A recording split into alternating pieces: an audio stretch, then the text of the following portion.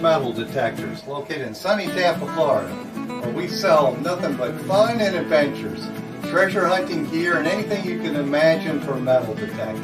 Give us a call, 813-237-1939. Happy hunting and dig deeper. Live from sunny Florida, it's Treasure Talk. Hello, everybody. Let's get Philip on here if we can find him where he's at. There he is. Hey, welcome, folks. Welcome to another exciting edition of Treasure Talk. Yeah, so you better do your thing. It's been a while. I'll do our thing. I don't know if I remember that, Jeff. Well, you'll have to I'll give it my best shot. The views, thoughts, and opinions expressed here on Treasure Talk by the guest and member belong solely to the guest and member, not necessarily to Phil Myers, Jocelyn Myers, Myers Metal Detectors, or Jeff Monin. Woo! And of course, the purpose of Treasure Talk is to promote the hobby of treasure hunting, metal detecting, and treasure hunting in all forms, and to educate our members in a fun, informative manner. And we're going to do just that tonight. We're going to try. We're going to try. At the top of the news chain, everybody's probably heard that Garrett, just all of a sudden, after what we figured out, it was 16 years or something like that, Phil? Yeah, it's been a while. KG and Randy represented them and represented them well and actually really made them. If you so, just all of a sudden just dumped them. Yeah. With no rhyme or reason, just called them up and says you're gone. You know, so that's unfortunate. It is, but because those guys, and I had been to many events they were at, they were excellent ambassadors to our hobby, and I'm sure Garrett will miss them for sure. They don't realize that, but they were ambassadors. Their TV show, we looked it up, was like 2013 to 2015, and the Diggers TV show. And, you know, they had quite the following, and I sold quite a few AT Pros because that was kind of the only game at that time, AT Pro and AT Gold, for a waterproof multi-purpose detector. And sold quite a few because of those two guys. And because being on the TV, it just got people pumped about being in this hobby. And it just, and of course it's on reruns, and they have them on YouTube and whatnot, so you can still check them out on YouTube for sure. Yeah, Garrett don't realize how much they're going to. I think their detector division, from what I understand, they just want to concentrate on their airport metal detectors and stuff like that. Yeah, security stuff probably. That's the direction they need to go because their hobby metal detectors are not that great. So, yeah, they're you know, everybody else is in second and third generation of multi-frequency. You know, you've got Naka Mind Lab and Deus just tearing it up, and you know they're playing catch up is what they're playing right now because they're playing catch up. So hopefully KG Ring, I'm sure they'll find employment doing something. I know that. Yep, and our hope would be what we think, and it don't make any difference what we think, but we think probably the best fit for them would be with Nocta. Yeah, probably, yes. And that'd be a good fit for them because, anyways. So what we're going to talk about tonight, this is kind of a spring into spring. I know up north you're having a little more touch of winter weather, but overall it's you're able to get out and do some digging. So we're going to have kind of a how-to tonight and discuss etiquette, which is kind of a touchy subject, but it's something that needs to be addressed. We've got some great people lined up. We're going to have Fred Banke, who is now in Belgium. He's coming to us from Belgium tonight. He did an exciting video from England for us. He's going to be with us along with Terry Shannon, who is going to talk about beach etiquette from the Treasure Coast, his experiences on the Treasure Coast, and he digs dirt as well. And then a little later, we're going to have Big Billy Keene and Ricky T. They're personal friends of mine that we do a lot of water hunting, and there's certain etiquette that's involved in water hunting, and we're going to pretty much tell it like it is. If it steps on your toes, guess what? Pull your foot back and get your act together. There you go. We're going to talk about it because it needs to be said, because basically it's going to be for your own good. You know, what you're going to find, all this etiquette stuff, it applies both in field hunting, beach, dry sand, wet sand, and in the water. It all applies the same. If you don't use good beach etiquette and you're hunting with a bunch of your buddies, pretty soon you're going to be hunting by yourself, because they're not going to want to hunt with you if you don't have good beach etiquette and you do pull some of the things that we're going to talk about. So anyways, you know what, Phil? I don't know. We got anything to do, any kind of a giveaway tonight? We'll do a swag pack tonight, and I promise I'll get it out. It won't be delayed like the other one was. So we did two, and one went out and one didn't, but it's on its way. And I'll bet you yes, that I can talk to Terry and Fred, and they may give away a book. Yes, and Jocelyn, trust me, I got my green spring shirt on, so that's good. That's good.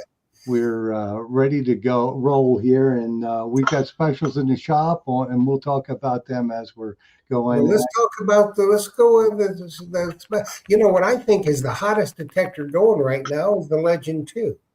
Yes, and the Legend 2, we're doing a deal on it. I hope that Mark or Naka isn't listening. We're going to take $100 off of it, or if you don't want that, we're going to throw in a free set of waterproof headphones. So if you just want the stock, if you just want the detector and the waterproof headphones, it's $9.99. Or if you don't want the waterproof headphones, it'll be $8.99.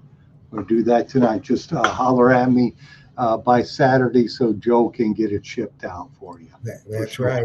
That's a steal of a deal on a detector, and I've seen a lot of reviews on it and watched a lot of videos on it so far, and it sounds really good for the money. So we're going to do that. And then, of course, we've got the titanium scoops. I'm holding the one here. Oh, Trip says, yes, the Manicore is still good. So yeah, he says Balderdash is still the boss. Well, I would have to take it's the beast. On that. It's the beast, Jeff. It's not the boss. Anyway, he thinks it's the boss, but yes, that's all right. He's got one, so he thinks it's the boss. Yes, that's and okay. If you learn your detector, you're all good. But I was holding up the travel handle because I've sold quite a few of these to people who were going on the cruises, and they want a nice handle they can take apart real quick, and that's an easy way to do that. But do put some grease on that end there. Don't leave it like that forever in salt water. It will turn into a one piece. Yes, it will. Yes, it will. And that is even if you don't want a travel handle and you just need the a good scoop, the Treasure Talk Pro Sifter Titanium is the one you want. And with the Myers Pro handle, I'm going to tell you that Myers Pro handle, Anderson shafts really set the benchmark for carbon fiber scoop handles. But unfortunately, Anderson is no longer in business. Right. So our good friend Steve from Steve Detector Rods, he makes great handles. He's making them for Phil, the Myers Pro handle, and Phil's got all the sizes for any of the scoops that you want. Not just the Treasure Talk Pro Sifter Titanium. So you need to call Phil for your scoop handles. Yes. I was going to say, Jeff, we have them for the T-Rex, we have them for the Stealth, and we have them for, of course, the CKG products, and we even have some for the Cube scoops, because some people have that one and their handles break pretty easy, so we have replacement handles for that. So yeah, we got a lot of different items here, of course, and we can get you set up for sure. Well, you got them for, not only that, but you got them for that, what's the one with the, has the shovels with the holes in the handle?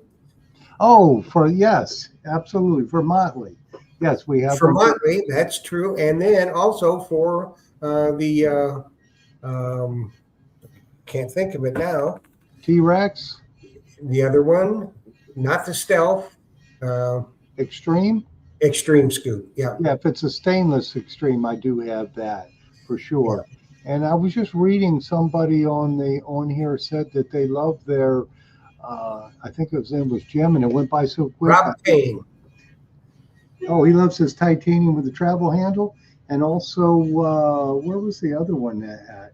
Was the Elite? I think it was Jim says Elite does good over there on the East Coast. So yes, Mm-hmm. that's a good detector for sure. Yep, they So let me do a little informational shout out for the West State Archaeological Society. Their meeting is April 21st here in Tampa. If you want to join a metal detecting club meeting in the Tampa side, that's a good club. And then, of course, the Suncoast Research and Recovery Club is over in Largo at Quaker Steak and Lube, and that is on April 27th. So, got those in real quick, Jeff. Yes, it does. We better quit Gavin running our chops. and get on with our guests. Yeah, because we're going to bring on Fred Banky, and he's with us from Belgium, and we're going to run one of his videos. And we're bringing on Terry Shannon, whom everybody knows is a goat, and he's going to talk to us about and very, very plain talk. I mean, we're going to tell it like it is on beach etiquette. And, some of the consequences if you don't learn good beach etiquette or good field etiquette, like I said before, for those of you that are late, what we're going to talk about tonight is hunting etiquette, and where you may have some people you enjoy hunting with now. If you don't show good etiquette, pretty soon you'll be hunting by yourself because they just don't want it. They're not going to be interested in hunting with you anymore. And we're going to tell some stories, and if it steps on your toes, well, get bigger shoes, whatever. So anyway, let's bring on Fred. Fred's put up, please do not disturb. Well, we're bringing him on anyway. There's Fred, and here's Terry. Hey, guys. Welcome, guys. Hey, I'm going to put you on the spot. You guys are each good for a book for a giveaway, are you? Oh, yeah. Yep, no problem. Okay, figured it. So we're going to talk about beach etiquette and field hunting etiquette. So let's start with, let's just start with beach right now, Terry. Now, I lost the pictures you sent, but I want you to talk about beach hunting etiquette as you know it, because you are a goat and you hunt the beaches a lot, and you see a lot of people with no etiquette. So give us a rundown on good beach etiquette. Okay, I think the biggest thing is to fill your holes. I'll come right out and say it. If you don't fill your holes, I'm not detecting with it. I realize that there's young kids out there digging all kinds of holes in the sand, but they're kids. We have to set an image, positive image. And because of a few, we've lost a lot of places where we can't detect, because, they left the holes and they left the garbage. And if you dig something up, take it with you. Don't throw it down again, that sort of thing. It's just common sense. And I know it's important. I was one time, filling in a hole. It was a deep hole that I dug, and there was a little bit of effort to fill it in. And this guy come running out and he said, "Can I shake your hand?" And I looked at him and I said, "Well, certainly." And I put my hand up, but I said, "Why?" And he said, "Because you filled your holes."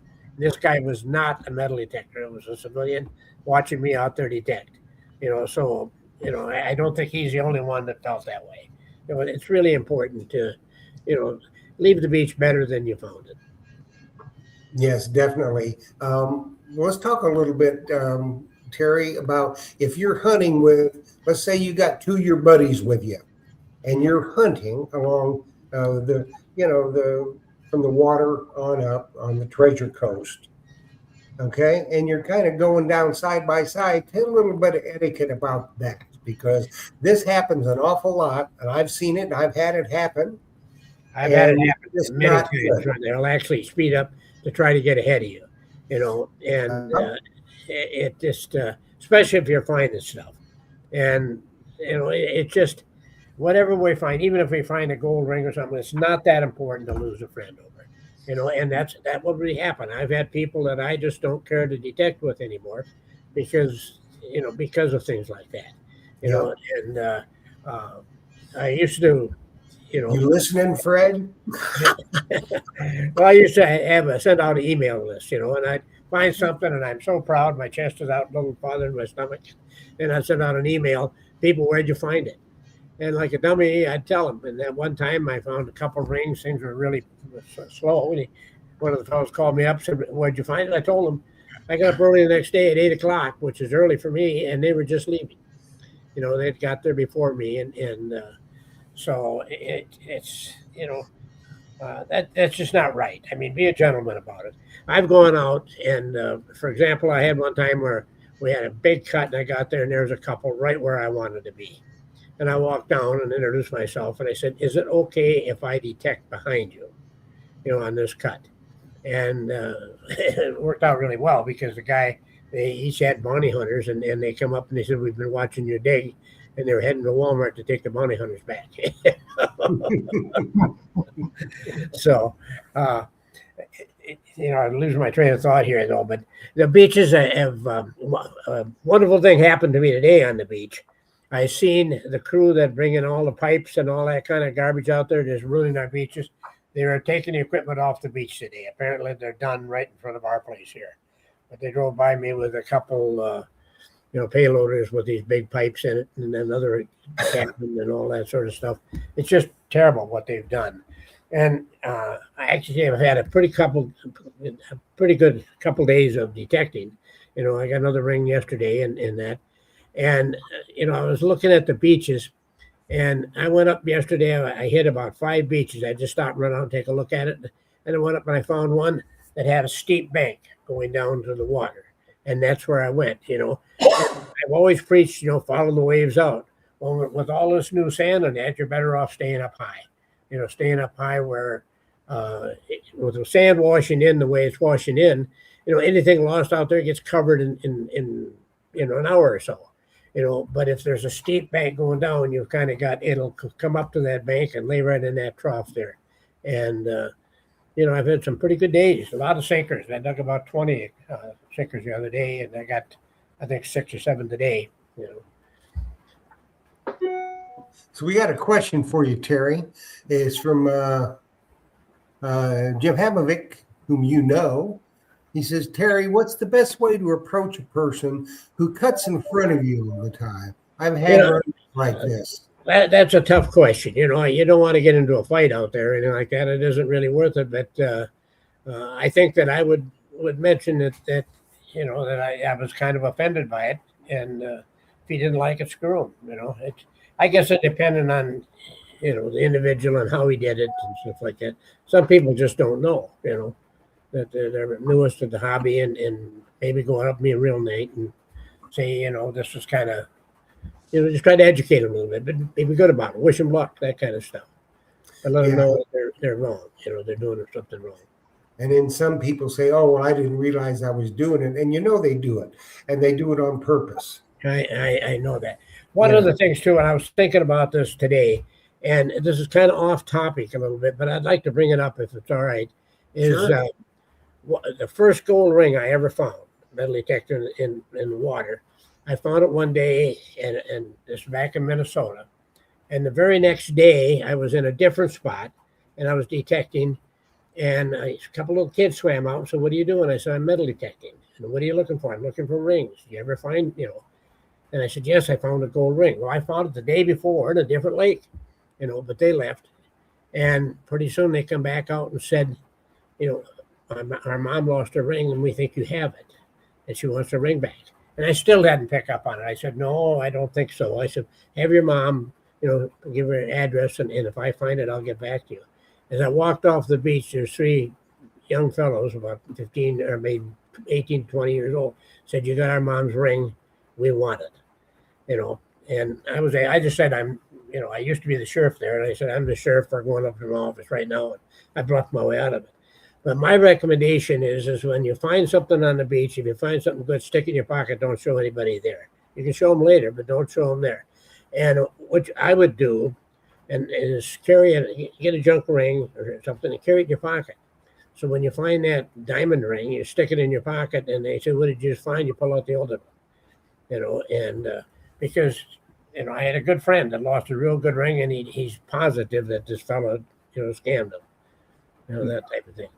But I don't think I answered the first question properly about what do you do. I guess I really don't know. I guess it depends on my attitude. If I'm having one of those days, we have words, that type of thing. Yeah, and also, it's sometimes you just got to say, you know what, it ain't worth it, and go home and wait for another day. Karma will come around and get those people. I had problems for quite a while of people following me. In fact, I even had a guy put a tracker on my car. And so now, if I find something, from the fleet or something like that, I'm not going to say anything for, 3 or 4 days because it just, because of the people that will do that. And there's a lot of them. Yeah, I understand. But usually what Phil tells them, I tell them, and so my other hunting buddies tell them, and they say, "What are you finding?" I always say, "You know what? We're just saving a lot of feet." Yes, absolutely. And I'm reading some of the comments, and Luis Villarreal says, don't draw attention to yourself when you find jewelry. Just put it in the pocket. Don't even look at it. Keep going. And he's right. He's 100% right. There's no question because people are watching you. They really are. And it's a sad thing, but there's a lot of dishonest people out there. They really are. Yes. Yeah, and I don't mind giving stuff back. I like it, enjoy that, but I don't want to get scammed either. So here's your biggest fan, Phil. Yeah. Oh yeah. Trip says, "What would Phil do?" Absolutely. We just heard it. I don't show anything in the beach. I tell people when they find stuff. I don't mind giving stuff back, but I don't show anything at the beach. I might show some bottle caps or some pool tabs, but that's it. Yeah, I got a quick story for you. My standard reply is that I tell them, I said, if I don't find something pretty soon, my wife's going to wonder where I'm going, and they laugh, they think it's funny, and I'm off the hook. See, and I was in the river last summer, and the river was a 90-degree turn, and as these gals were tubing down, they said, "What are you doing?" I said, "I'm metal detecting." "What are you looking for?" "Jewelry." "What do you find?" And I said, "Well, if I don't find something pretty soon, my wife's going to wonder where I'm going." And as he went by, one of the ladies took off one of her rings and gave it to me. Apparently, I don't wear very good clothes. You must have felt when I'm in the river, felt sorry for me. That poor guy. I carried that ring for about 6 months in my pocket until I finally found a young fellow that was detecting, and I dropped it in front of him, so I was able to pass it forward. There you go. Well, very good. So, Fred, you're not looking very tired there. It's 1 o'clock in the morning, I understand. Yes, it is. Yeah. Yeah. So we're going to go and let us talk to Fred for just a little bit. Miss Terry, you stay with us for a while. Oh, yeah. And Fred, you're over there you were in England, and now you're in Belgium, as I understand it. Yeah. Yeah. And why don't you kind of preface the video you did for us, which I think is a very good video, and then I will run it. The main thing is if you're gonna detect in somebody's yard and they've got a nice lawn, you want to get invited back. So you want to fill that hole, and if you can, make it look like you've never even been there. And so I just shot a video. I was in my cousin's field. I had some help from his girlfriend. She was running the camera, and I was just digging and detecting there, and I was excuse me, I was finding musket balls there. But the main thing is make it look like you've never even been there if you can. And my cousin's got an airfield. He didn't want me to detect on his airstrip, but I had the whole field to myself there detecting. And Well, and the I same thing kind of goes in a field, doesn't it, Fred? I mean, you want to leave the field. If you're in a farmer's field, you don't want to leave a bunch of big holes, especially, you know, a lot of times they'll let you detect even if their crops are planted, but they just don't want a bunch of, you know, especially if they've got livestock. if they tell you that they're going to plow the field afterwards, it's okay. Don't fill. I even fill my holes, even if they tell me that they're going to plow or disc, harrow, whatever their fields. But yeah, the big thing is livestock. They have enough problems up in the Dakotas where we metal detect with gophers and prairie dogs and stuff like that up there, and they'll break a calf, cow, horse's ankle Yeah. just Well, stepping in it's good those. practice, isn't it, Fred? Regardless, is to, you know, to leave it like you found it. Don't leave trash laying on the ground. It's You know, just like at the beach. yeah, And that's always been one thing of Phil's real pet peeves is you see somewhere somebody they might have filled their hole, but they just left the trash laying right on top of the Right on ground. top of the ground. Ooh, yes. You Yeah, I always tell them, pick it up, take it with you, because that way you don't dig it the next day. Well, you know, we have found, and Phil has found it, when we've been hunting together. You'll be on the beach, and you'll dig up a dang bottle, a bottleneck that's broke, or beer cans that are buried in the sand, and you know they sat right there because there's 4 or 5 of them. They just bury them, and and then instead of walking 20 feet to the garbage can. if you're digging in a field, you're gonna, you know, if you dig up a piece of iron, take the time and walk it to the edge of the field and get rid of it at the edge of the field. Either Yep. put it in a pile or and pick it up later, or leave it right at the edge by the fence. That way, the farmer won't be running over it with his tractor, maybe puncturing his tire or Yeah. screwing up some of his equipment. That's how you get asked back, isn't it, Fred? Yeah, that's exactly right. And then while we're on that subject, the digging of holes, this video, I'm going to run the video now. This is a very, very informative video. And for those of you who are just getting in the hobby, and maybe there's a lot of you that have been in the hobby and need a refresher course, this video should hit home. There's ways to dig a hole, and there's ways not to dig a hole. So let's run the video now from Fred Banke. This is Fred Banke here, and if you're metal detecting somebody's lawn or garden, the only way to really ensure that you get invited back is to leave it exactly the way it was when you arrived. That means no signs of holes or anything. Actually in a field Just come real close doing a behind me demonstration so you can on see these numbers the and proper hear way this. of detecting and digging in the turf.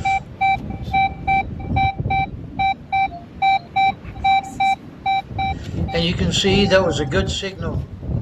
Now it's time to start the digging, and it's just a matter of going around in a circle, inserting the spade. When are you putting the black thing in? Until you've got a plug to remove. Now when you're removing the plug, what I do is I lay a piece of plastic trash bag, and then I can flip the plug right over. It's still connected to the ground. And then I can use my pinpointer to find if I actually removed the object or if it's still in the hole.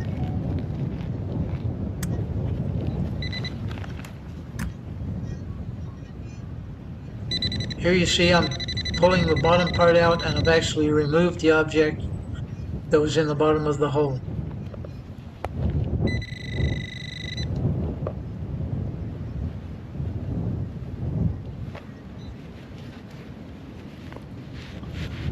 And here it is.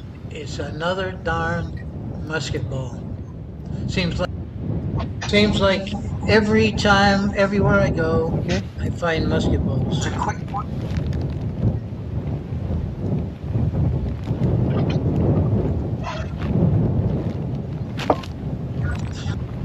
Dirt and placing it back in the hole. The loose dirt.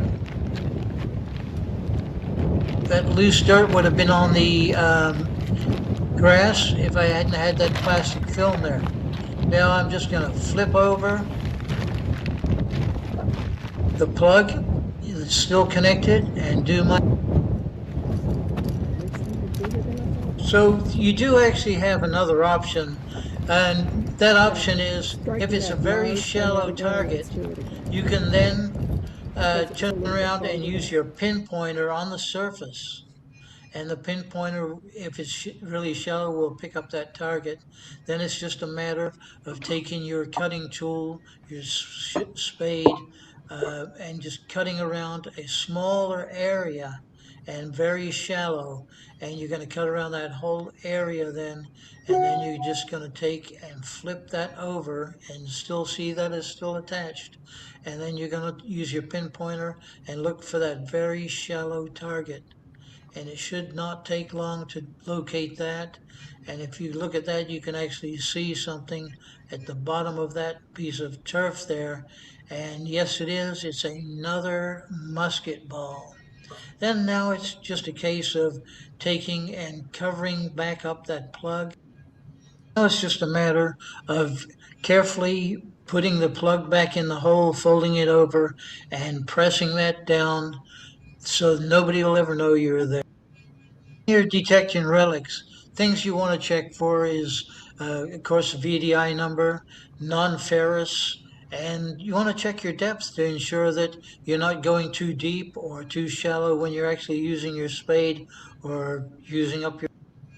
Remember is the angle of your spade relative to the grass surface determines determines the actual depth that you're going. So the steeper the angle, the deeper you're going to go with that hole, and shallower angle, the shallower you're going to go to that hole.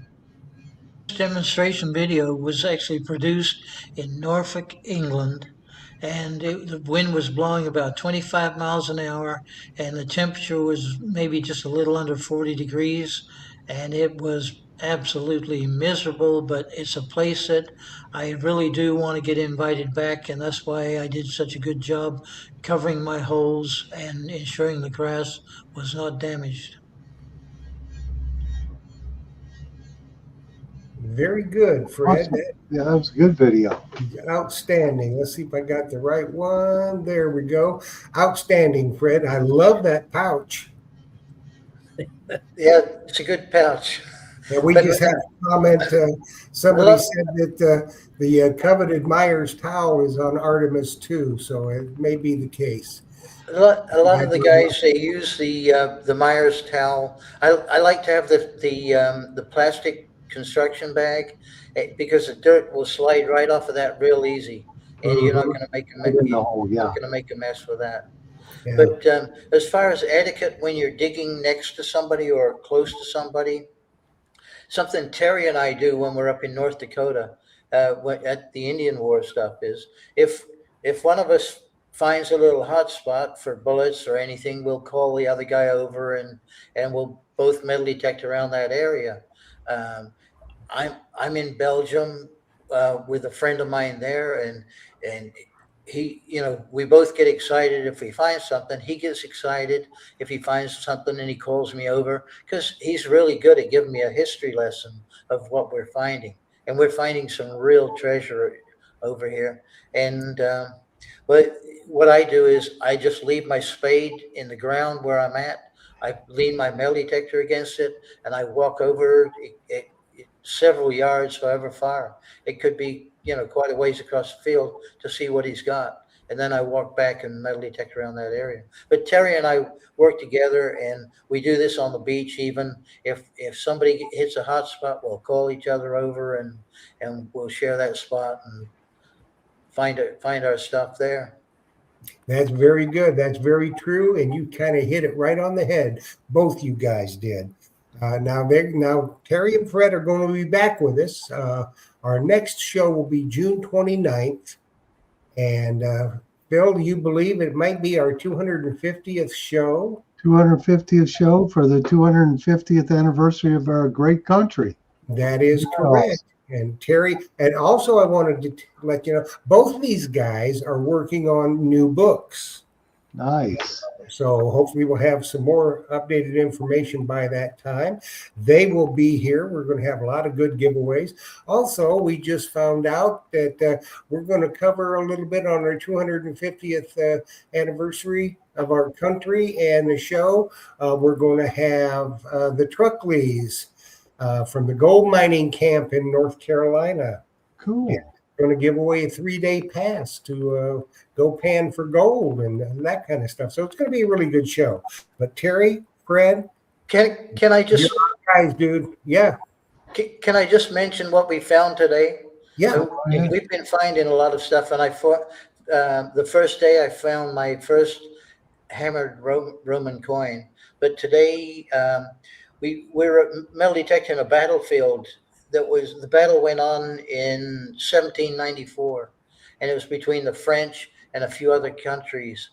And a lot of people were killed on the battlefield. We found a bunch of musket balls again, but there's also a lot of Celtic and different age stuff there. We found stuff from World War One. We found Celtic rings. Now, Celtic rings came out before the Romans, and they're bronze rings, and it's before the gold staters and stuff like that. So these Celtic rings, they go back 1,000 years BC, and it's just imagine something that old. We're finding coins from all ages, from the 1500s, 1600s, 1700s, 1800s. I found a beautiful Napoleon III coin today, and it's in perfect shape. It's just beautiful. Nice. very good. Of course, you never know. And that ring could have been when one of you two dated in your youth. I don't know. Anyways, thanks, guys. And we hope to see you soon. And happy hunting and dig deeper. Fred, I hope you feel better. Thank you. Thank you. All right, see you guys. See you guys. Thanks much, pal. Oh, let me see if I can get this figured out. It's been a long time. On But the book giveaway with me now, just have them tell you what book they want. okay, Yeah. sure will. Same with Same me. with you, Same Fred. with me. Okay, see you guys. See you.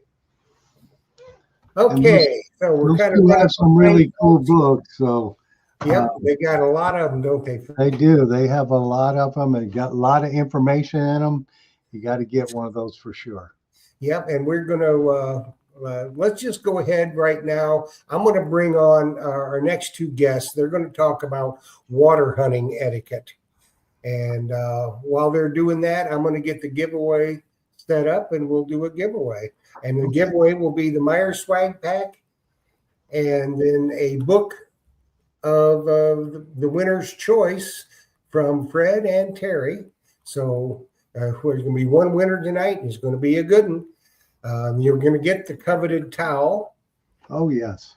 And you doing T-shirt? Oh, yeah, it'll be there. Send the T-shirt size.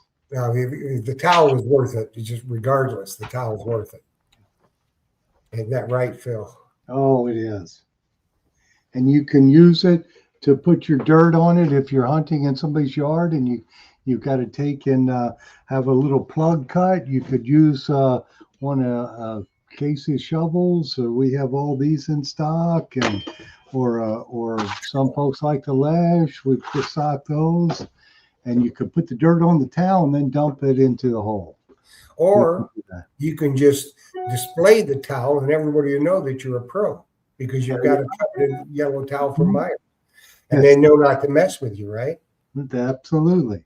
So there's huge advantages, So let's get these other dudes on, okay? Yes. Here's Ricky T, and let me find where Billy. Welcome. Well, I don't know what happened to Billy. And Rick, I beat you to inviting everybody to the club. That's fine. That's awesome. For The only thing you didn't folks know was Rick- the Saturday hunt coming up. I'm going to mention that. Oh, okay. And for folks who don't know, Rick is the president of the West State Archaeological Society, Tampa's Metal Detecting Club. And then, of course, we have one on the other side of the bay, the Suncoast Research and Recovery Club, too. And great clubs. And they're great clubs. And I'm not going to say there's really no competition between us. I mean, there's I have a lot of friends that are, matter of fact, I've got board members on my board through WSAS that are actually members of the other club as well. So there's no animosity between the two clubs. Yeah. As a matter of fact, this Saturday on the 11th, if you are a WSAS club member, a 2026 paid member in good standing, we're going to have our spring hunt. And it looks like right now that we're going to have it's going to be over 2,000 targets buried for everybody to dig up. And we also have a lot of prizes that are going to be given away. I'm not going to divulge how that's going to be done yet. You got to come to the hunt to find out. But our hunt is going to start hopefully about 10 a.m. and the other club's hunt is going to on the same day in the same park at noontime. So we're hoping we can get our guys in and out of there by noontime, have the hunt done, and then the people that are co-members can go right from our hunt over to their hunt, so they can enjoy both clubs on the same day. Well, that would be good. Yeah. So we can't. I don't know what happened to Billy. He's not here. So I'm here if you can hear me. we can hear you, but we need to see you. Yeah, it's my wife's trying to figure that part out, but yeah, I'm here. I can see you well, guys. I you had a and little Ricky. difficulty getting in today too for some reason. I don't know if StreamYard was acting up or what was going on, but it took me about 5 or 6 times of clicking on the link over and over again before it finally hooked up. It was Phil's fault. I'm just going to blame it on him. It's my fault. No, it's Joe's fault. Yeah, well, that's right. That's right. That's right. So I'm going to get the giveaway set up. We're talking water hunting etiquette. Yes. I got a new shirt too, Phil. Not all those that wander are lost. Some are dirt fishing. Some are dirt fishing, yes. Oh, that's good. Good. Oh no.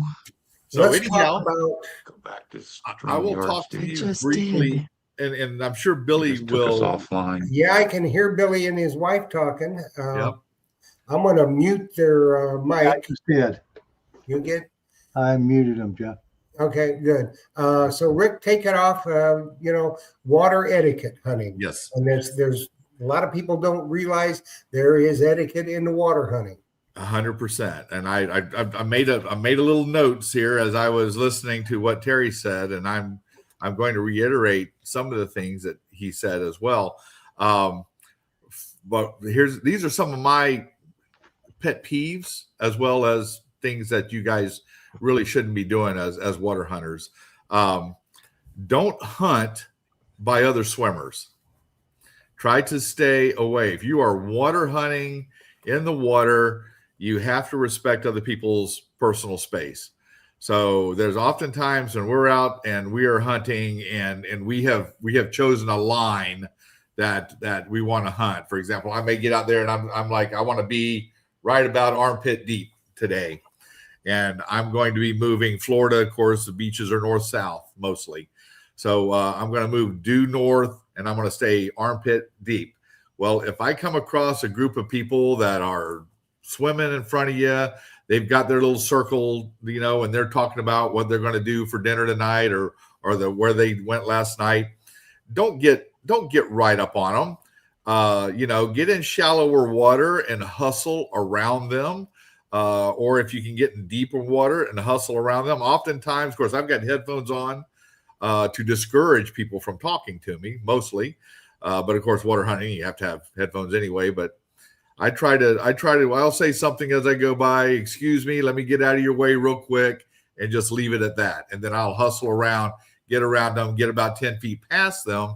And then I will put the coil back down to the sand and concentrate on what I want to dig up or target. So the next one would be, if you're hunting on dry sand, you must bury your holes. I mean, there's no doubt about that. There's no gray area in that. You have to bury your holes. It makes us all look bad if you don't bury your holes as a detectorist. It makes us all look bad.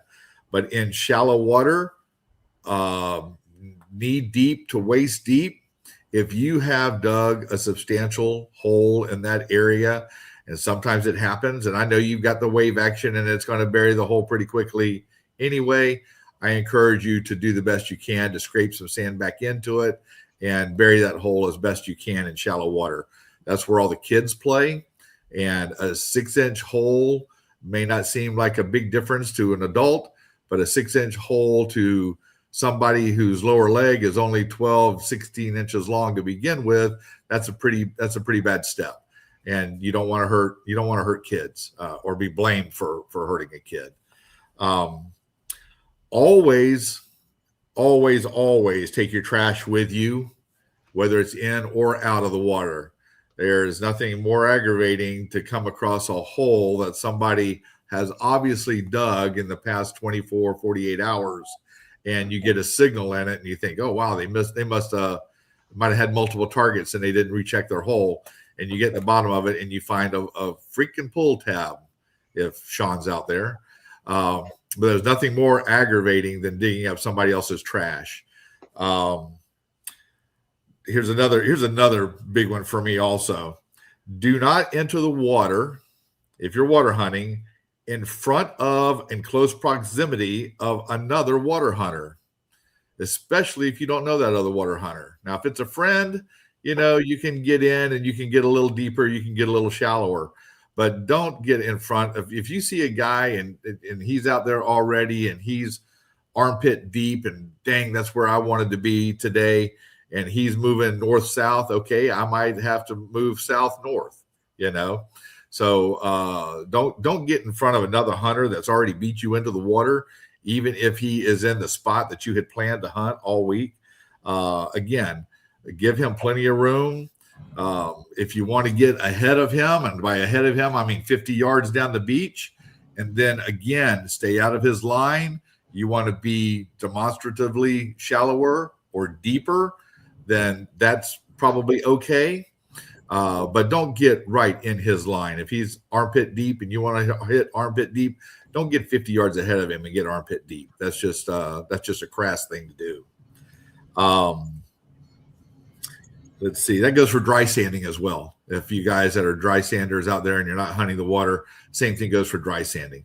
Don't get out into a situation where you walk out on the beach and there's a guy hunting the towel line. Don't get in front of him and work the same towel line. There's plenty of beach to hunt. Don't create animosity like that. It's just not worth your time or effort. If you're in the water or if you're in the dry sand and you must cross the line of another hunter, be courteous. Pick up your coil. I pick up my coil. If I walk in front of, if Billy and I are hunting and we are really good friends.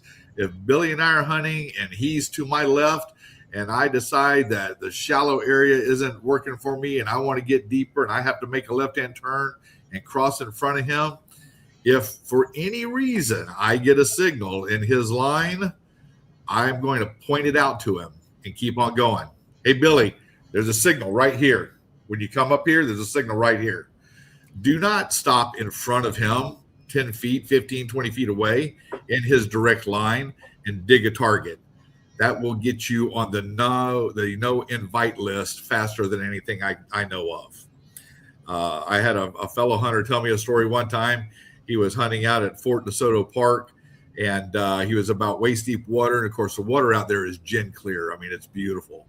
And a man and a small boy had walked up on them and was asking him a few questions, and they chit-chatted for a few minutes. Well, the guy walked straight ahead and then cut across, and he goes, "Oh, is this what you're looking for?" He reached down in the water barehanded and pulled up a gold chain with a cross hanging on it, right in front of the guy's line that was hunting. He said, "I was so disgusted." And I'm like, "Yeah, well, people don't know. They just don't know." Don't be afraid, and this is another big one for me. Don't be afraid to talk to other detectorists. Just because it's not a competition. I don't hate other detectorists because they got there before I did, or they were smarter. They live closer. I have to travel an hour and a half, hour and 20 minutes to get to the water from being west of, or actually I'm east of Tampa. So to get to St. Pete Clearwater, it takes me about an hour and 20 minutes to get there if I don't have any traffic issues. And when you're riding at 6:30 in the morning, it's usually pretty good. But walk up to these guys and introduce yourselves. I do it all the time. I think it cuts the tension. I think it just kind of settles things out. Like, which way you're going. Have you hunted this area yet? I'll go that way, to stay out of your way. And oftentimes it's much appreciated. And I will tell you this, Billy and I have gotten several new hunting partners out of chance meetings like this, guys that don't go to our club. And we've even made club members out of guys like that. Matter of fact, Jeff Monin and I talked to a fellow a couple of years back. His name is Tom Strelka, who was not a part of our club at the time. And Tom came and joined our club. He sits on my board of directors now with WSAS, and he is consistently treasure hunter of the year every year. The guy just he's got the shines. It's a jewelry magnet. He is a jewelry magnet. That guy finds the stuff. But I have to say to him, everybody, oh, he's so lucky. He's so lucky. My dad used to tell me, son, sitting in your lazy boy in the living room and having a drop in your lap, that's lucky. But when you're out there, beating the surf like he is, and he's out there, I think 6 days a week. So, he puts in the time. So he deserves to be lucky. He's earned his luck. Yeah. So, Billy, I think Billy, we can hear Billy. He's having trouble getting his video. Right. And so Billy, Rick's made some very good points. One of the things that, a lot of times you'll see 3 or 4 guys, 3 or 4 buddies out there in the water, and they're all heading the same way. Okay, Billy, I want you to expand a little bit on what not to do. All right. Well, basically what I do and how I handle it, when you have a bunch of guys, a lot of times we'll have 7 guys go out. And what we'll do is, Rick will tell you, me and him are the 2 slowest guys ever to go out there. Mhm. And I always allow the people to basically pick where they're going to go. You know what I'm saying? In other words, knee deep, waist deep, chest deep. And then I just work off of that, to be honest with you. And seems to work pretty good that way. So I will, again, in the water, like Rick was touching on, it's pretty hard to fill in any hole. But the one thing I do on the shallow water is I put the pile either on the back side or the front side, so the waves will help fill that back in real quick. So, but yeah, we see a lot of guys out there. I agree with Rick. Go over, talk to them if they want to, and just talk about, the hobby and all that with the WSAS club and all that. Yeah, one thing for me, it's one of my pet peeves, is if you were hunting even if you're just hunting with a friend, okay, and you're both going the same way, and then one says slower than the other one. And all of a sudden you look up and, the other guy, he's right in your line. Mm-hmm. Now that's a pet peeve of mine. That's something you need to be cognizant of. Yes. It's just not done. And guys, oh, well, I don't know. I didn't know I did it. Yeah, you did it. Because you look over your shoulder and you see the line the guy's working. The line that you were working. Right. That's exactly what me and Rick do, because I'm a little bit ahead of him. I'm always looking over my shoulder to make sure I'm not drifting into his zone. So you're right. But I do have guys that I hunt with that they get 50 yards ahead of me, and I just adjust to them, honestly. Yeah, but you shouldn't have to. I agree. You shouldn't have to. That's why it's called beach etiquette in my mind. Right. So what happens generally is where you were with a friend and you were having a good time, and it happens over and over again. Pretty soon you start watch to see which way they're going to go, then you go the other way. Right. Yeah. And then I if wanted it to touch on, continually happens, then you just don't hunt with them anymore. yeah. There's something I wanted to touch on. You asked Terry, and it was about, telling people what you find. Usually what I do, if somebody says, "Hey, have you found anything?" I go, "Have you lost anything?" That's a good And one. That is that a way good I one. got, I'm covered. Now we find a lot of sunglasses down here in Florida.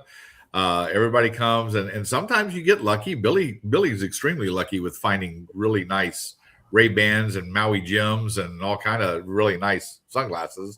I think I found one pair of nice Ray-Bans that the lenses weren't all scratched up. I gave to my daughter, but you'll find the dime store sunglasses all the time too. Sometimes they're blue lens, green lens, red lens, whatever.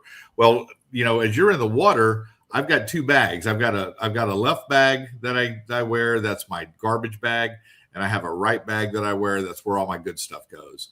But now I've got a pair of sunglasses. Well, what do I do? These glasses are in good shape.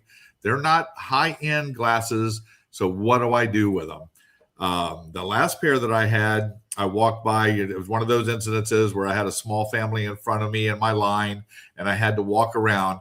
And as I walked around, I walked up to the dad, and I held the glasses out, and I gave it to him because his wife and two daughters was there. I gave them to the father, and I said, "Here, I'll let you determine who would like to have a pair of sunglasses." And he was thrilled, and the girls giggled and squealed, and I turned around and one had them on for a minute. I turned around, looked again. The other one had them on for a minute. And it got those glasses out of my hands. I didn't want them anyway. They were valueless. They didn't have any real value. And if I put them in my waist bag, they were just going to get destroyed anyway. So so I'll do little things like that occasionally too to build up a little camaraderie as well. Okay. Well, let's go ahead and do this giveaway, don't you think, Phil? Yeah, we better because we're running out of time. I know. So I'm going to go ahead and do it. Everybody's entered. And you ready, Philip? I'm ready. Let's get her going. And here we go. All righty. Let's see who's going to be lucky. Oh, Jim McLaughlin. Jim McLaughlin, very good. You are the winner, and I'm going to get rid of this. And then I'm going to put the email, name, address, phone number, t-shirt size, please. treasuretalkshow@gmail.com. And we promise Phil will not forget. Will not forget it. No. The sooner you get it to us, the sooner I'll get it to him. And we'll get it out for sure. Copy, send it out on Saturday. Also, a book, do a little research on Terry Shannon's books and Fred Banke's books, and list in this email the book that you want from each one of them, because you want a book from Terry and you want a book from Fred, plus the swag pack with the coveted. Show them the coveted towel again, Phil. I mean, that's something that's coveted worldwide. Yeah, so get one of those and a t-shirt. So put the t-shirt size in it. And wow, that hour went quick, Jeff, for sure. Yeah, it sure did. So let's tell them again. I know Terry's been hunting with the Legend 2, and Fred's been hunting with the Legend 2, and you got a hot special on the Legend 2. Yeah, they'll either get the free waterproof headphones, still get the wireless, or we'll do $100 off. So if they want one of those, they can grab it. And the Mind Lab Manicore, that one is $14.99. We'll probably do the same special with that. So they can get a good deal. Just give me a call. I'll be here tomorrow morning, of course, Tuesday, Wednesday, Friday, and Saturday. Come and see us on Saturday in the shop, and Joe will be here, and we'll get you set up for sure. That's right. And always remember, if Phil don't have it in stock, you don't need it. So 813-237-1939. Absolutely. Can I add one thing real quick? Go ahead. I talked with Garrett Electronics today, and all the rumors flying around about Garrett and what's going on over there.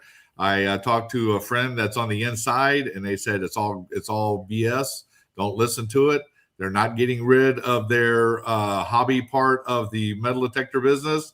It's business as usual, and all it is disgruntled employees where they did a little house cleaning with some people that were, I use the term dead wood, but you know how corporations get after a while. You got people overlapping, and some people lost their jobs that had been there for a long, long time, and they got on the Facebook and the web and just started blasting Garrett about it. They said it's too bad, it's sad that it occurred, but Garrett is strong and is not going anywhere. Oh, well, Okay, awesome. Hopefully they'll come out with some new exciting products for sure.